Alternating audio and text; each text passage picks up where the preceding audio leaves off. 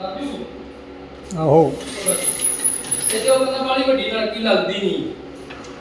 ਥੋੜਾ ਹੋ ਗਈ ਹੈ ਓਕੇ ਇਹਨੂੰ ਵੱਢ ਕੇ ਆ ਵਧੀਆ ਹੋਊਗੀ ਐ ਕਰਕੇ ਇਹਦੇ ਜੜ ਬਸ ਇਹ ਥੱਲੇ ਚਾਹੀਦਾ ਦੇਖੀ ਤਾਂ ਹੋਰ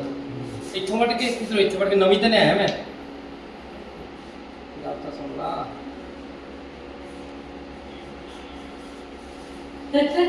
ਆ ਵੀਡੀਓ में आसमान अख्तर काफी ज्यादा